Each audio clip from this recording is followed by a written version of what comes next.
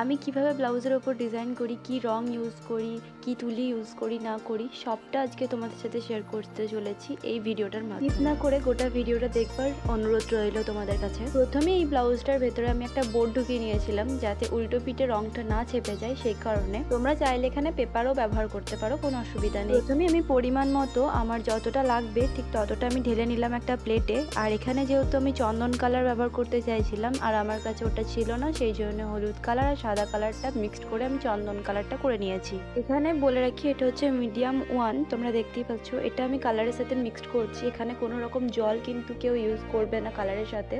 Medium use করলে পরে তোমাদের কালারটা অনেক দিন পর্যন্ত থেকে যাবে, আর তোমাদের কাজটা যখন করবে তখন দেখবে অনেকটা সুবিধা হবে কাজটা করতে। মিডিয়ামটা মিক্সড করবার পরে একটা রুমালে অথবা অন্য কোনো কাপড়ে তোমরা প্রথমে আগে ট্রাই করে দেখে নেবে যে কালারটা ঠিকঠাক আছে নাকি। তারপরে কিন্তু তোমরা যেটার উপর কাজটা করতে চাইছো সেখানে অ্যাপ্লাই করবে, তাহলে দেখবে তোমাদের কোনো রকম অসুবিধা হবে না। যারা প্রথম কাজ করছো তারা ব্লাউজের ওপর এঁকে নিয়ে তারপরে কিন্তু কালারটা দিতে পারো, তাহলে তোমাদের সুবিধা হবে কাজটা করতে। এখানে আমি আমার কাজটা শুরু করে দিয়েছি। এখানে দেখো খুব একটা স্পিড রাখিনি, তোমাদের যাতে বুঝতে অসুবিধা না হয় সেই জন্যে। তোমরা যখন কোনো কিছুর ওপর কাজ করবে তখন খুব ধীরে সুস্থে কাজটা করবে, তাহলে দেখবে ঠিকঠাকভাবে কাজটা হয়ে গেছে। আর এখানে একটা কথা বলে রাখি যে তুলির ওপর বেশি প্রেশার দিয়ে কখনোই কাজ করতে যাবে না, তাহলে কলকা তো কখনো ভালো হবেই না, পুরো ভেসে যেতে পারে কাজটা।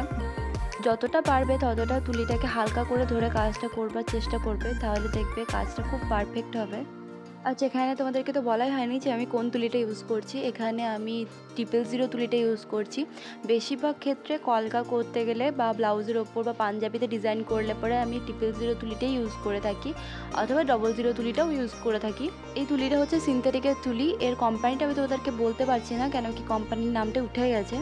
সিনথেটিক তুলি অথবা লোমের তুলি, যে কোনো একটা তুলিতে তোমরা তোমাদের কাজটা করতে পারো, কোনো অসুবিধা নেই। এমন কোনো ব্যাপার নেই যে সিনথেটিক তুলিতেই তোমাদের করতে হবে অথবা লোমের তুলিতেই তোমাদের করতে হবে। যে কোনো একটা তুলি তোমরা যেটা পারবে সেটা দিয়েই তোমরা করবে। আমি যেমন দোকানে লোমের তুলিটা পাইনি, সেই জন্য সিনথেটিক তুলি কিনে নিয়ে এসেছিলাম, ওটা দিয়েই কাজ চালাচ্ছি। আর একটা কথা আমি বারবার বলবো, যতটা তোমরা সময় দিয়ে কাজ করবে কাজ কিন্তু ততটাই ভালো হবে। তো সময় দাও কাজের ওপর, দেখবে তোমাদের কাজও খুব সুন্দর হয়ে যাবে।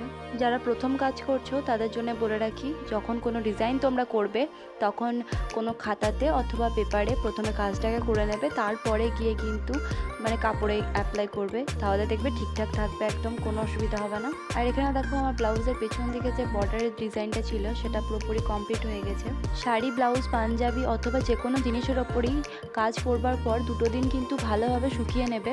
জলে ধোবার আগে ব্লাউজটা অথবা যে জিনিসের ওপর তোমরা কাজ করছো সেই জিনিসটাকে ভালোভাবে 2 দিন রোদে শুকিয়ে নেবে, তারপরে কিন্তু জলে ধোবে, না হলে কিন্তু রঙটা নষ্ট হয়ে যাওয়ার চান্স থাকবে। আর এখানে যে ব্লাউজের ডিজাইনটা আমি করছি, এটা করবার পর আমি 2 দিন কিন্তু রোদে খুব ভালোভাবে শুকিয়ে নিয়েছিলাম। আমি কিন্তু এখানে ব্লাউজটা কোনো রকম জলে ধুইনি। রোদে শুকাবার পর আমি কিন্তু ব্লাউজটাকে উল্টো করে ভালোভাবে আয়রন করে নিয়েছিলাম। আয়রন করলে পরে কাজটা ঠিকঠাক সেট হয়ে যায়, সেই জন্য উল্টো দিক করে কিন্তু আয়রনটা করতে হবে, সোজা দিক করলে হবে না। আর এখানে তোমরা ব্লাউজের ডিজাইনটা দেখে অবশ্যই জানিও যে তোমাদের কেমন লাগলো। আর ভিডিওটা দেখে যদি তোমরা কোনো রকম সাহায্য পেয়ে থাকো তাহলে অবশ্যই একটা লাইক করে দিয়ে যেও। আর যারা চ্যানেলে নতুন তারা অবশ্যই একটা সাবস্ক্রাইব করে দিয়ে যেও। আর আজকের মতো এতটুকু, দেখা হচ্ছে নেক্সট কোনো ভিডিওতে।